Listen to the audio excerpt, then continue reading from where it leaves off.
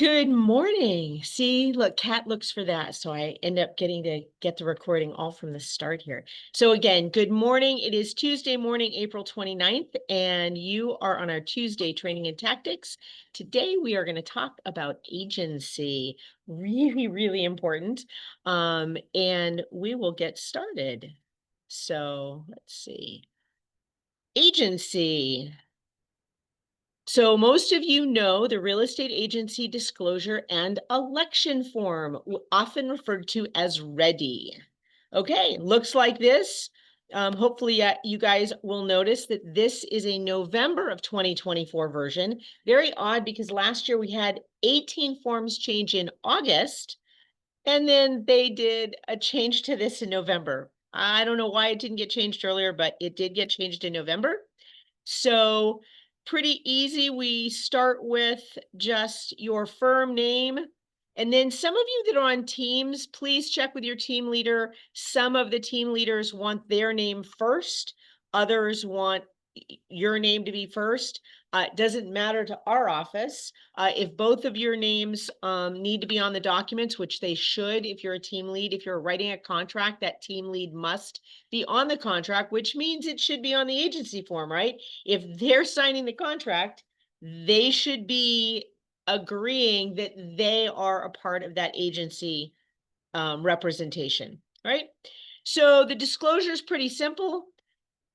Actually, I was going to ask a question, but before a seller or landlord, hereinafter referred to as seller, or buyer or tenant, hereinafter referred to as buyer. And by the way, you can use this form for both leases and purchases, right? So, but it's really important. It's funny because it has everything bolded about seller and landlord, buyer and tenant, but the key here is the very first word, before, right? Before you enter into a discussion with either a seller or landlord, right, with a real estate broker or licensee affiliated with the broker, the seller and the buyer should understand the type of agency relationship or representation they will have with the broker in the transaction. Any guesses what type of agency relationships you have available to you? Anybody want to guess? Actually, no. Who are we representing? Implied is a good word, but that's not what we're looking for. Who are we representing in these cases? How are we working with the clients? Anybody online, you can open up your mics as well. Here, I'll give you a tip what the first one's going to be. Okay. So we're representing the buyer. We're the buyer broker, right? That's one. Oh, there you go. Look at that from title. She racks it up there. Good job. Seller's broker. And what would be the third? It would be limited agency or dual agency. Now, did you know once upon a time there was a fourth? How many of you have been real estate long enough to know this? Now, actually, I have not. I started right after this disappeared. But have you ever seen the word facilitator? Okay, we'll get to that later because that's not allowed now. But I do want to talk about it because I had to go over it with somebody that called me the other day, and we'll discuss that later. So a buyer's broker, right? Buyer broker, right? A broker other than the seller's broker can agree with the buyer to act as the broker for the buyer. In these situations, the buyer's broker is not representing the seller, right? We've talked about this earlier. We've talked about it when we dealt with how we're getting compensated, right? And who is paying for compensation. Well, agency is a little different. This is who you are representing, right? Even if the buyer's broker is receiving compensation for services rendered, either in full or in part from the seller or through seller's broker, they're not representing the seller, okay? So let's talk about the fiduciary duties, which is going to be the next line below this buyer broker, but we're going to shift away from looking at just the contract. Some of you know this phrase, old car. What's the other phrase you're used to hearing? The mnemonic phrase? Try that, saying that 6 times. Does anybody remember this one? How about carload?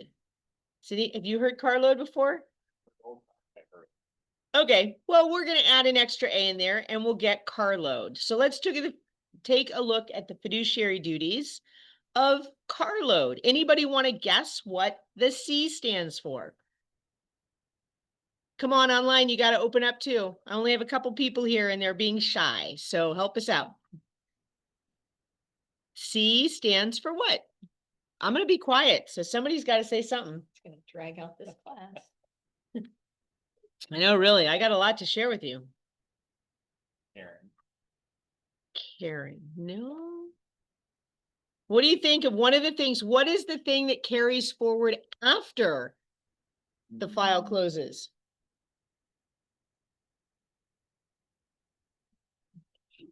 Communication. Nope. What must remain private? Confidentiality. Thank you. Confidentiality.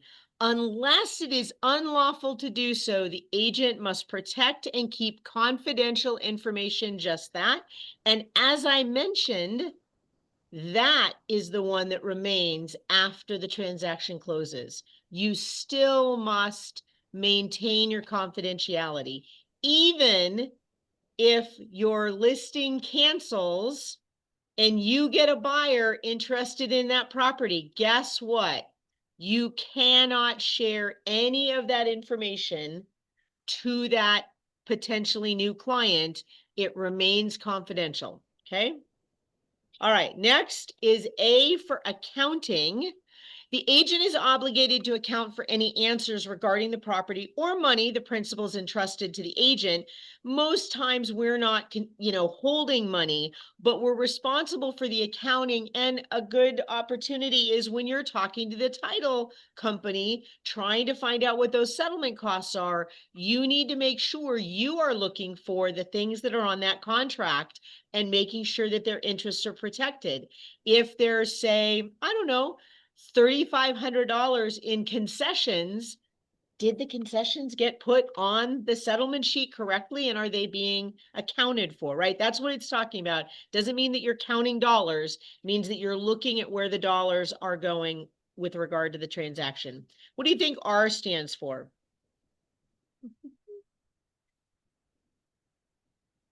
Okay, oh my gosh. Got trick questions today. Reasonable care, right? The agent must use reasonable, and we often hear the word skill, care, and diligence. So reasonable care, all three of those when working on behalf of the principal. This really comes into play when you think about somebody that is working outside of their scope of knowledge. If I were to go up and sell something in Flagstaff, that is outside of my area of expertise. Am I really then using reasonable care if I'm not familiar with, what might be an issue in a property in Flagstaff? Do I know about the floodplains up there? Do I know about, fire dangers? Do I know about those things? That's where we're talking about reasonable care, skill, and diligence, that you understand the property, the premises, the land, whatever you're working on, that you are taking care and working on behalf of the principal. L stands for loyalty, right? The agent must have the best interest of the principal above even their own interests. And if you guys have noticed, I've switched the word principal here instead of buyer, seller, landlord, tenant, because it doesn't matter which entity they are, which side of the transaction, the same fiduciary duties apply no matter what. So your loyalty has to be to your principal that you are working for above your own interests, right? If the deal is going to fall apart and you really need that paycheck, it's really hard, folks, but you have to do what your client needs to do, what is right for that client, okay? So you need to make sure what's in their best interest. O stands for obedience.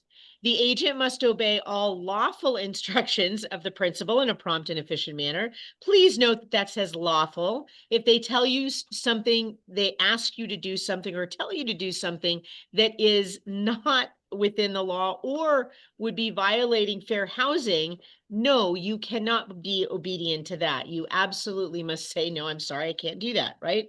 So A stands, this is the other A, right? And sometimes you don't see it. Sometimes if you do old car, you will not see the word advocacy.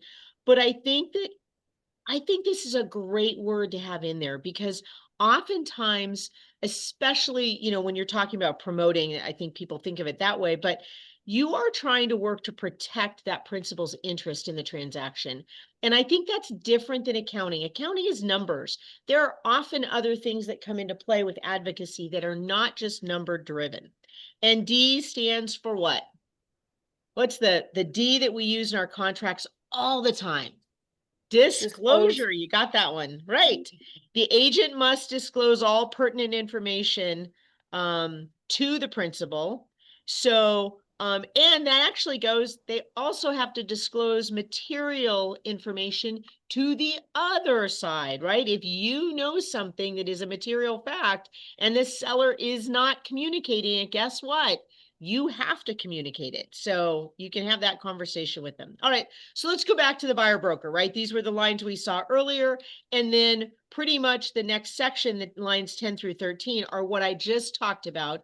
The fiduciary duties of loyalty, obedience, disclosure, confidentiality, and accounting. You will notice that advocacy is not there. I still like to show it in there because I think it's one of the things that we do best when we are working for our clients and principals here. Other potential buyers represented by broker may consider, make offers, or acquire an interest in the same or similar properties as buyer is seeking. Interest. Oh yeah, those wholesalers, remember them, right? So you could have an agent with Realty One Group be somebody that makes another offer. Doesn't mean you as the agent are doing it, but somebody with the brokerage, right? So all of those could come into play. So seller's broker, look, we're going to see some of the same things, right? It's going to say the broker under the listing agreement has to act for the seller only. And here we go again with those fiduciary duties. And then again, that the brokerage may have somebody else that is looking at similar properties. Have any of you, maybe I'm the only one with this, I had two buyers I was working with once that both looked at the same home and I thought they were both going to write an offer. Oh my gosh, I was trying to figure out how to do that. Now, you can do that, folks, but remember your confidentiality, right? You cannot say to buyer A, well, I know there's another offer coming in. That's going to be more than that. You can't say that, right? You owe that confidentiality to both parties. All you can do in that scenario is say, what is your best offer that you want to make? I will present that offer, right? So, okay. Limited representation. Oops, my little lines didn't get added later. All right. So, broker representing the seller and buyer, which is the limited representation broker. They're either acting directly or through one or more licensees within the same brokerage firm. Now, in Arizona, we do have an interesting thing here now because we now have Realty One Group and Realty One Group AZ. They actually have different brokers. However, the Department of Real Estate looks as both of them as being the same entity, believe it or not. So if we have anyone that is no longer a realtor and they are still under Realty One Group AZ, right? Because they are not a part of the trio, NAR, AAR, and a local association. They're a part of Realty One Group Arizona. They are considered a limited representation with us. So please, if you ever are looking at a property and you see that extra 2 letters on there, please know you are still in limited representation.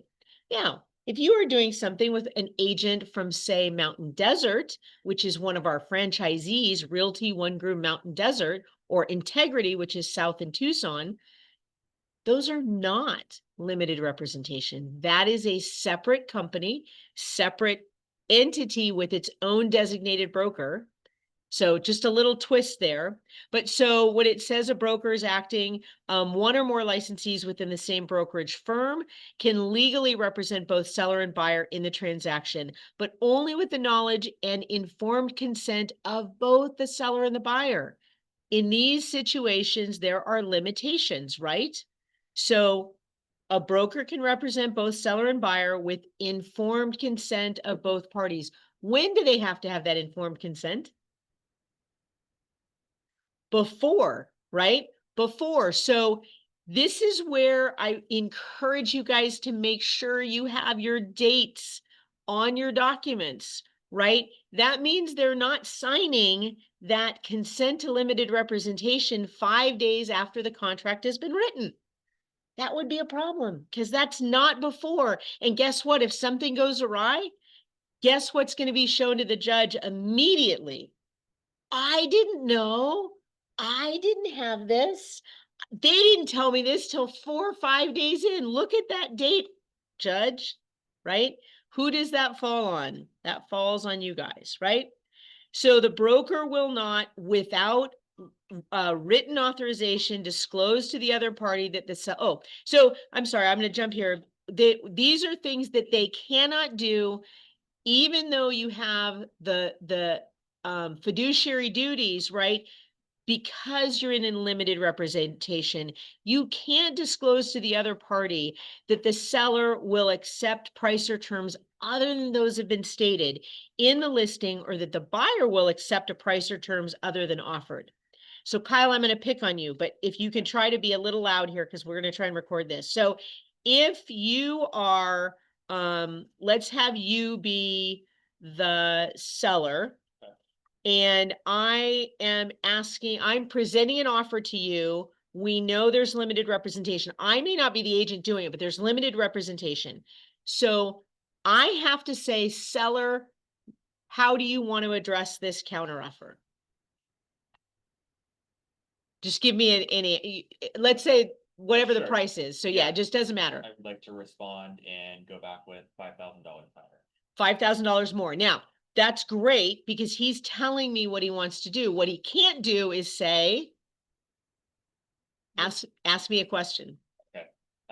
What would be the highest or lowest price that they would accept this at? Right. What would be the lowest price they would accept? Or what do you think I should counter? What do you think I should do? Right? Because as the agent now, I cannot have an answer to that, especially if I am actually dual and talking to both parties. Now, obviously, if there's another agent involved, I'm not having that other conversation, but it doesn't matter because I can do no harm to the other party, right? So if Roberta is the buyer over here and I have no idea what she's willing to pay, that isn't the point.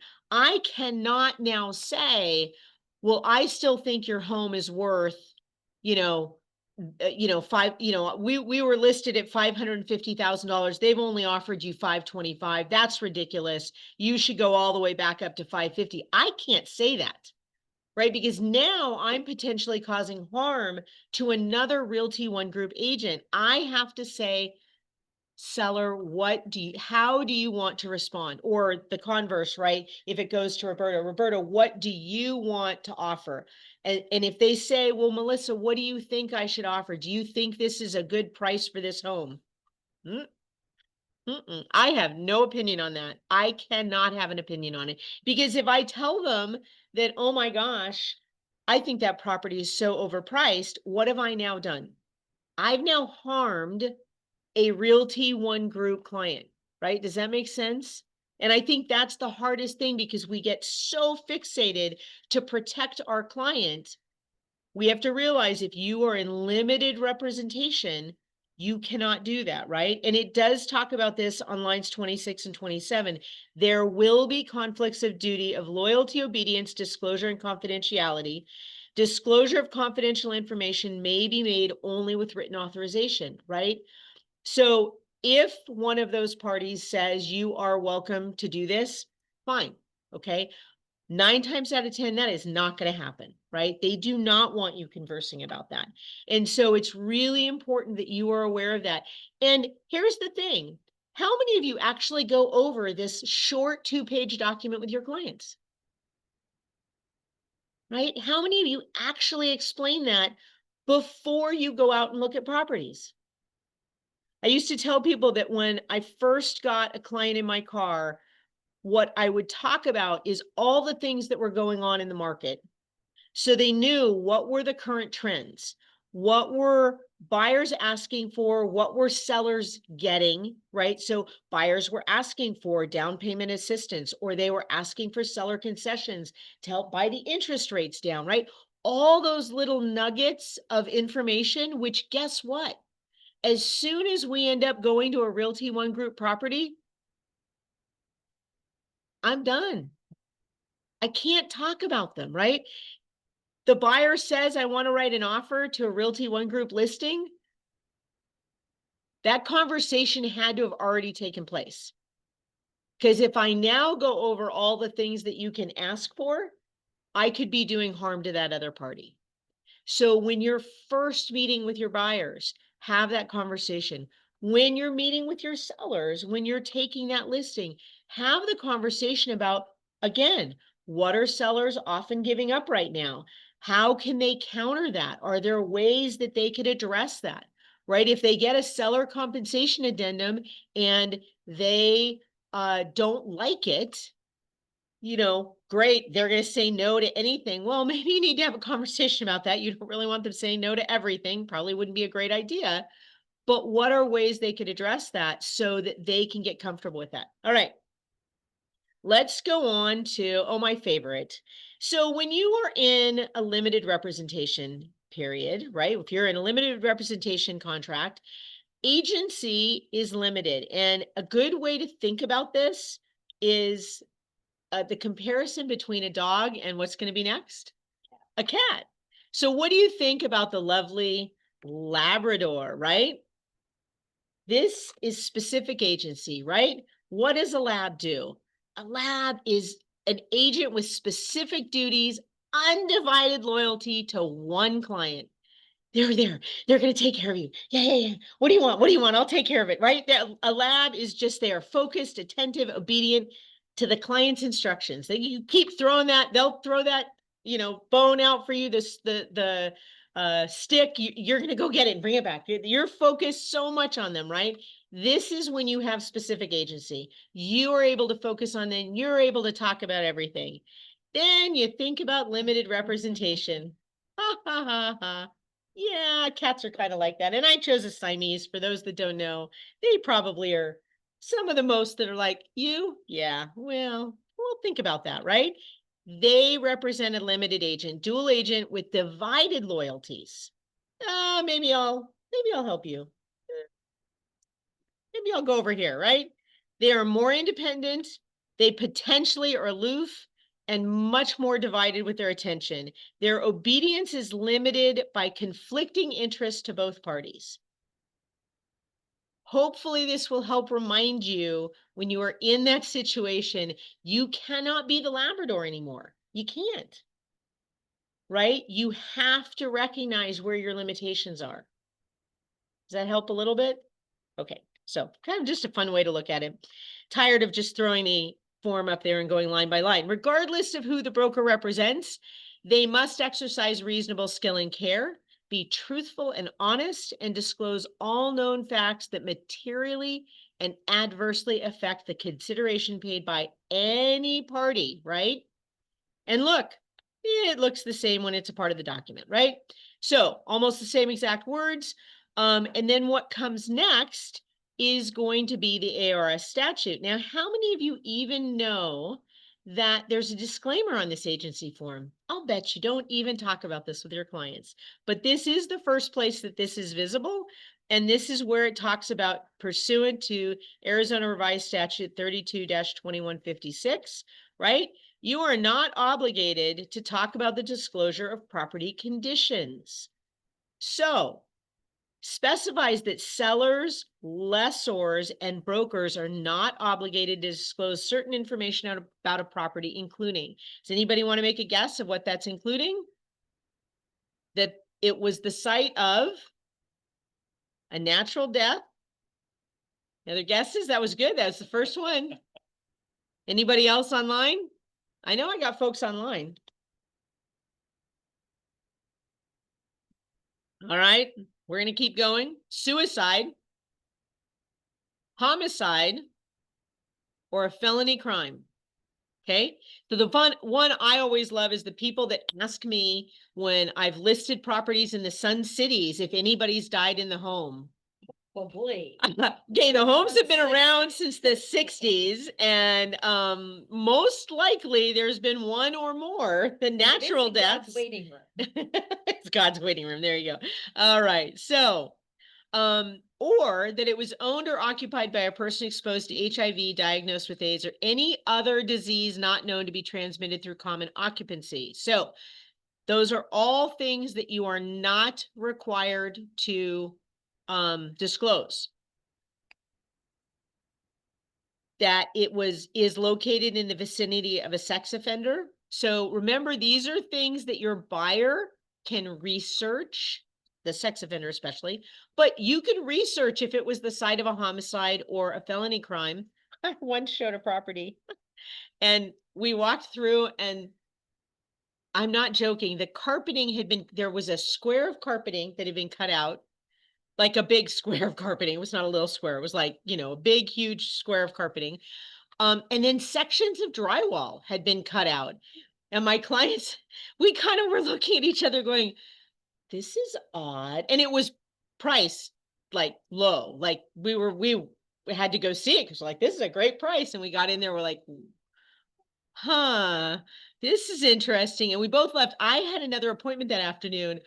And by the time I got done with my appointment, my client called me and was like, oh, you got to take a look at this, and forwarded the newspaper clippings of the, I think the shooting and death of somebody that had occurred in the house. I was like, well, there you go. So yeah, the seller didn't communicate it, but they obviously didn't do anything to change the floor to hide it. So I was like, well, there you go. You can research that stuff. So, okay. Seller and seller's representatives may not treat the existence, terms, or conditions of offers as confidential unless there's a confidentiality agreement between the parties. What does this mean? Does anybody want to take a guess? Anybody online want to take a guess? So remember, when you are talking to your sellers, one of the things in the contract says, are you allowed to communicate that you have other offers, right? So I recommend, when you are dealing with your listings, and I talk about this on listings, is that you get something from your seller to communicate what exactly you're allowed to convey. Because if they just check the box that yes, you're allowed to convey whether you have other offers and the terms of those offers, and by the way, it says and the terms of those offers, right? So does that mean if I have an offer of $725 and we're listed at $775, that I'm going to say we have an offer of $725? Is that in my seller's best interest? Right? So again, you need to have that conversation with your seller on what you are allowed to or not to do, right? Because unless they tell you, I do not want you to, which then creates that confidentiality, do not want you to relay what the price of the offers are, then you can't do that. But if they haven't communicated that to you and they check the box that says you're supposed to do this, it says the terms, right? So please make sure you detail that. And I would bet you anything that most of you did not even realize that paragraph was on the agency form, right? So, yep, So in regards to the terms, yep. so I think my client, yeah, was just like, check the box, terms, yeah, that's fine. But I think I have to go over, and does it have to be in writing? Like what specifically she wants me or allows me to share? Yeah, and I would have, it's just an email is fine. You don't have to have something signed. And here's the thing, the CYA, right? You're having a verbal conversation, and you may in fact be having that conversation in Spanish, right, Ami? So that's fine. I would say if you have the conversation, then follow up with an email saying, thanks for discussing, you know, the terms of the listing contract that you want me to explain to potential clients or potential buyers that we have offers, but you don't want me to share the price of those offers. Now, so the question is, can you share, is it cash, conventional, VA, FHA? Those are part of the terms, right? So that may be okay. So you could say you're allowing me to communicate what type of offer it is or what type of financing it is, but you have asked me not to communicate the price. right? So, or you could even be more specific if you want, that says, if somebody asks me if it is close to list price, then I'm able to say, yes, it's close to list price, right? I'm so So, used to being like, oh yeah, we got an offer, it's cash, but but well, that's fine. You could say, yeah, I have a cash offer. If they say, you can say that it's cash, right? But okay. and if they don't tell you, you have the right to communicate that because it says that in the listing contract, right? So, but I think all of us would agree, if it, again, if it's listed at 775 and the cash offer is 725, it is not in your seller's best interest to say it's 725, right? Yeah. Because the people that might be looking at it were thinking, hey, they've got multiple offers. I got to be really close to that 775 or over that 775. Right now, I will tell you that if it's a cash offer, I'm thinking it's probably under if there's no other offers, right? But again, it all depends on how that conversation goes. But yes, I do recommend you get it emailed to you and you do put that in your SkySlope files. You don't have to put it in a miscellaneous file if you don't want to. Just email it into SkySlope so that the email is sitting in your documents section. So it Okay. should Yeah, shoot. I'll follow up with that email. Yeah. Definitely. All right. So the duties of the broker in a real estate transaction do not relieve the seller or the buyer from the responsibility to protect their own interests. How about that, folks? Even says that right here in writing, and I bet you nobody has said this to their clients.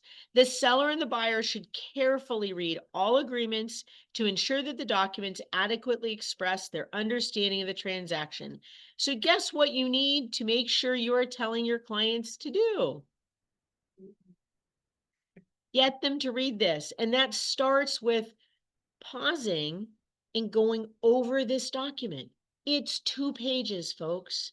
It's not that hard to take a few minutes to address this and lay the foundation of your being their agent. This is the agency representation.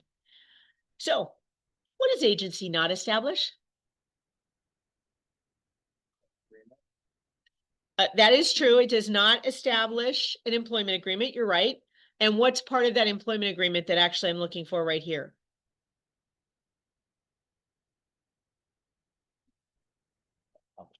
Compensation.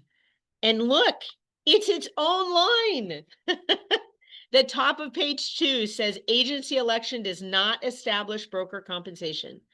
Everything we're working on now these days, we have to define that. And you would be surprised how many agents call me and say, either, well, we can't write in the contract compensation.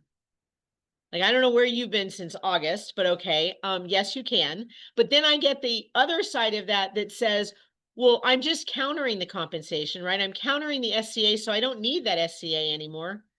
Yes, you still need the SCA, right?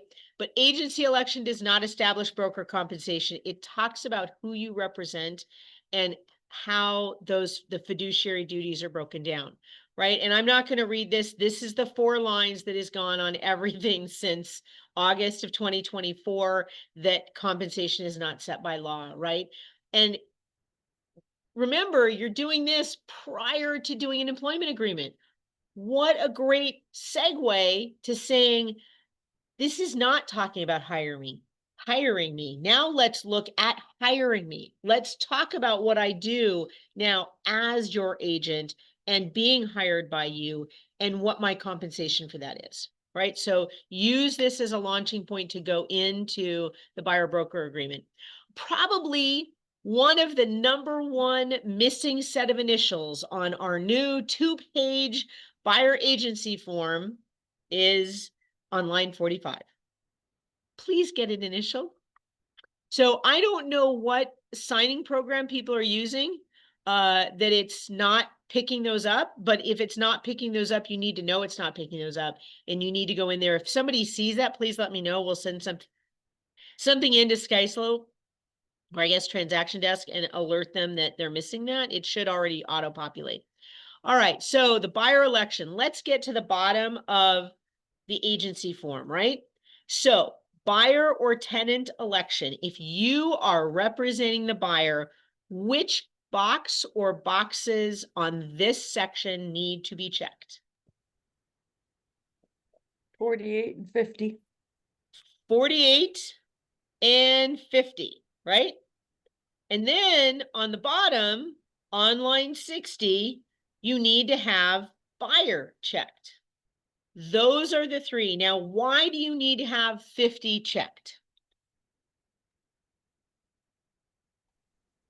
In case another property is listed through Realty One Group. If you are looking at properties and you are seeing Realty One Group is a listing agent and you have not checked box 50, can you show that property? No. No, you can't. We had an agent here that took a listing and the seller said they did not want limited representation and therefore they did not want any Realty One Group agents showing that property. I was like, wow.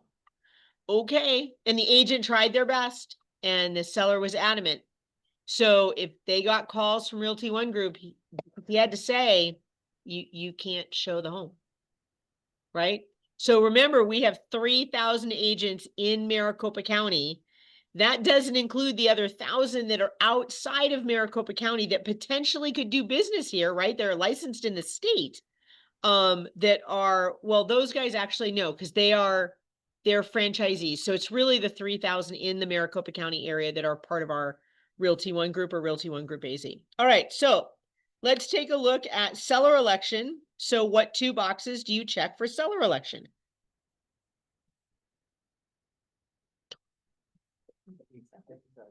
$56 and $57, right? Seller, a seller's broker, and hopefully you're able to allow other Realty One Group agents to show it. And then on line 60, you want the seller to be a box to be checked.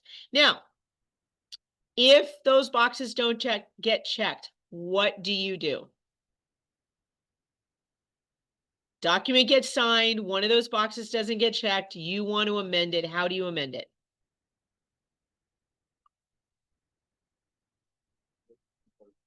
An addendum, right? The problem is, who signs the agency? He's looking down to see that. Who signs the agency? Just the buyer or seller.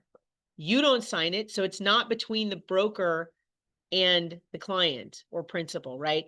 So this is the one scenario if you wanted to put an X there and then initial next to it, you could do that. We don't like doing that mostly because when people do initials, we don't have dates there. So we don't know the sequence. If you're going through the contract and making all these little changes, it's really hard to know the sequence of when those changes were made. So we really prefer you do an addendum. You could do an addendum with this. Probably notice disclosure would be the right one to use because it's only to Realty One Group. It's from the principal to Realty One Group. Oops, I missed this thing, right? So you could probably use the, oh, you can use the listing contract. I don't know, yeah, one of those two would probably work. So, or just take a sheet of paper and say, buyer acknowledges that this box is checked. So unrepresented buyer, what box gets checked for an unrepresented buyer? 49 represents the seller as seller's broker. And here's where most people make the mistake. What gets checked on line 60? Buyers, right? Unrepresented buyer acknowledging that you, the agent, represent the seller as the seller's broker. And what name is at the front of this contract? Is the very top of the agency? What company is going to show up on the front page of this agency form? Realty One Group in your name, because you are actually saying that you are representing the seller, and the buyer, unrepresented buyer, needs to know all the same things because they know you're not giving them this information. Your fiduciary is completely to the seller, right? Okay. So there's your bottom, right? Those are the signatures. Please make sure you are getting a date on there. That is critical. Oh, I know. Yeah. How are you giving your clients copies of these documents? Because this document says they're getting a receipt of this disclosure. they've received a copy of the disclosure, sorry. They Authentisign usually send a completed copy. Okay, if you're using Authentisign, that's fine, but if you happen to take a hand copy out with you because you're meeting your client, how are you giving them the copy? The scan feature Yeah. in your phone. Yeah. Scan feature in your phone. If you did not know, under your notes, you probably have a scan feature. I personally like Adobe Scan, which is free. And it allows you to do multiple pages as one PDF. The one I hate is when people take photos and send you 15 photos. Like, please don't do that, folks. There are programs out there that are free, literally free, that assemble page after page. They're not photos. Photos are very large. When this stuff is done as a PDF, it's much smaller than a photo. So make sure they are being given a copy of the disclosure. All right. So who can an agent represent in a transaction?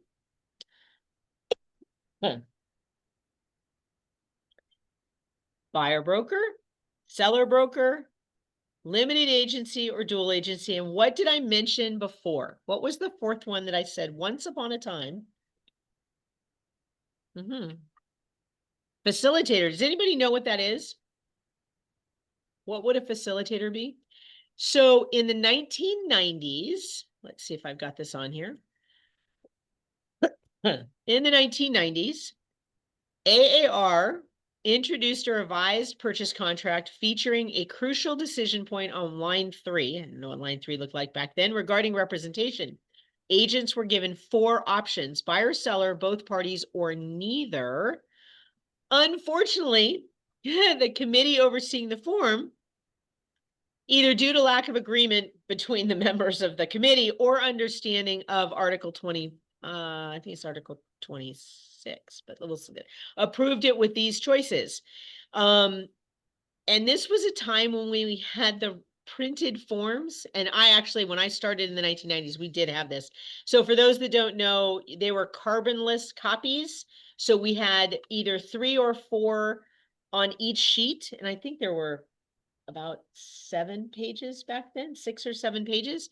So it was kind of a thick thing, and you flipped them up and you had something that was between each separate page, but there were 4 copies of that page. So you had to press hard to get it to go through our 4 pages. So they got all their newly ordered forms. And this, I thought it was funny. I said, can you imagine filling out those forms by hand? Yes, I can. I did it on the backs of cars as we were trying to deal with rushing offers over in 2005 and 6. So once the form hit the market, guess what? The Arizona Attorney General said, no, AAR, you have a cease and desist using this form. You cannot use that. And it is Article 26. Sorry, I had a typo there. So, neither the buyer or seller was deemed in violation of Article 26 of the Arizona Constitution. It forced every broker in the state to deal with the dilemma of either discarding all these forms that they had just purchased, right? This was prior to zip forms. You literally, your brokerage bought the forms, and you actually bought extra forms because if you weren't there, you had to have copies of forms, right? Or they had to manually cross through that on all 4 pages of page 1. So it was quite fun. And I had never heard of this. So I just took an agency class finishing up my licensing. And by the way, you're welcome. My license does not expire tomorrow. So you guys are all fine. Somebody was humored when I said, yeah, if my license expires, all your licenses expire. So this is what that kind of looked like with the carbonless copies. If you didn't know, that's a invoice, but I couldn't find a copy of an old one. And I think I got rid of my I still had a stack of them a while ago, but I think I finally got rid of them. I remember those, Melissa. That was What? fun. Those were not fun at all. And then remember that binder we had to carry around with the properties because we didn't have nothing. Yeah, MLS didn't have much of anything. It was a different time frame, right? People did not the time expectation was not there. We did not have cell phones. Hate to tell you for all of you millennials out there, but in the 1990s, we did not have cell phones, or most of us did not at least. We had pagers. We had to go find a phone to call people back. So nobody was expecting you. And you didn't just call someone's cell phone because they got charged for it. Oh yeah, you didn't know. I don't think you were given people's cell phone numbers, right? So, but here's the question. So, I don't know if I can go backwards. Okay. A friend calls you and says their family really appreciates all you've done for them. You've been answering questions about their parents' home as they recently passed away. They were getting the home ready to put on the market with you. Now the kids decided to sell their parents' home to the neighbor's brother. Could you please come meet them tomorrow night? Can you do that? Nothing in that paragraph says you can't do that, right? Right. So, but what happens if they've already decided the price, the compensation they're going to pay you, potential repair, concession amount, closing date, title company? They've discussed it all. They know everything they want to do. They just want you to write it up. Can you do that?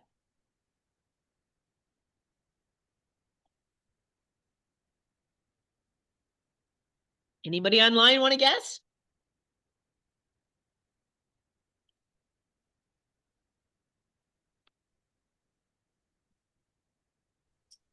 Who are you representing? Right? So if they've made all the determination, what you are then is a facilitator.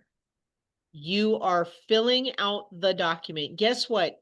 You can take care of that by calling title and saying it would be so wonderful for you to go see Roberta at Rock Title. She can help you complete that document, right? You have a FSBO for sale by owner, right? But you cannot do that. And I get this call about once every couple of months.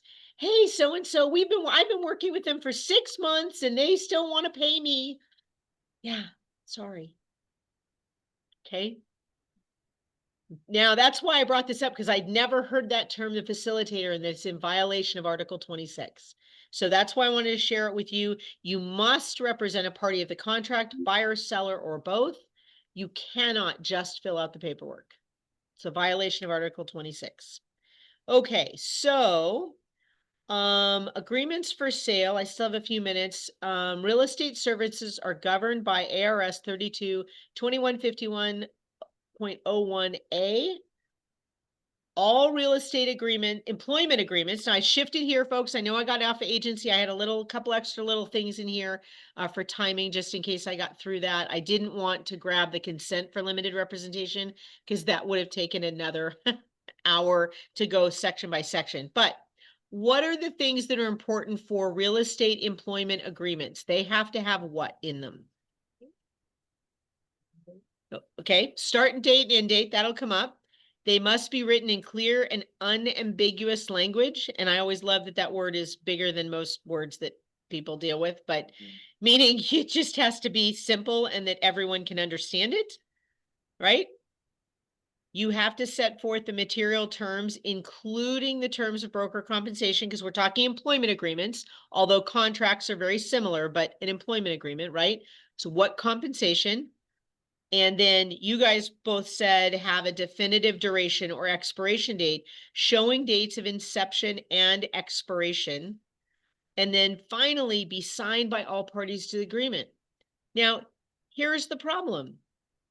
If there's no date on the contract of when people have signed, is that still a legal document? It's unenforceable, no? It's potentially unenforceable, right? Because we don't know when it was signed. Now, of course, it's not in the top things, right? You need a duration expiration date. You have to show the start and finish, which is really critical. This is why you guys get frustrated when compliance goes back and says, you know, your listing contract says, you know, it's starting on this date. And by the way, remember on listing contracts, they must be 365 days or less. And that includes rental listings, unfortunately, people are like, well, I can do those for 5 years. Nope, nope, you can. It's the same contract. You have to keep it within the 365 days. So you have to have those start and end dates. Well, you have two documents that have start and end dates, and they need to match. One is the ER, and one is the MLS sheet that says a start and end date. Now, people get confused because they're like, well, I don't want to, we're not going to go in the MLS until May. So I'm not going to do my ER to start until May. I will tell you folks, you go to sit down with somebody, get your ER signed. Get the ER signed and put in the back of it that owner instructs broker that it is not going to go into the MLS until either a future date or a date that will be put in writing to the broker by owner later. Okay, that's okay. Call me for that specific language. I'll tell you what to put in there. But the point is, too many times, this example of that paragraph above where, you know, they've been working with these people for 6 months, right? Where was the ER? What are you doing? What are you working on? Because you haven't been hired by anybody. You're not employed. You have no fiduciary. You have no agency. What exactly have you been doing for 6 months? The first thing you need to do as a listing agent is get that ER signed and say it protects the seller, because guess what? You have none of, if you're talking to them without an ER. What do you not have? An agreement or contract. Confidentiality. They haven't hired you. No, they haven't. Melissa, Yeah.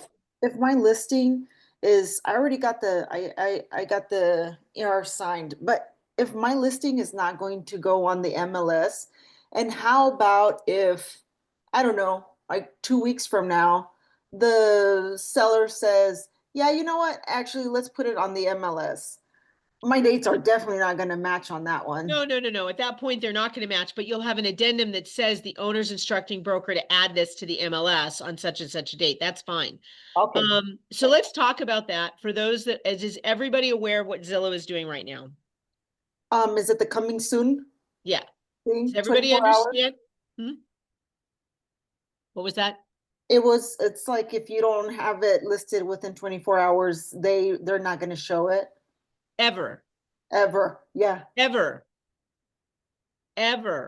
Okay.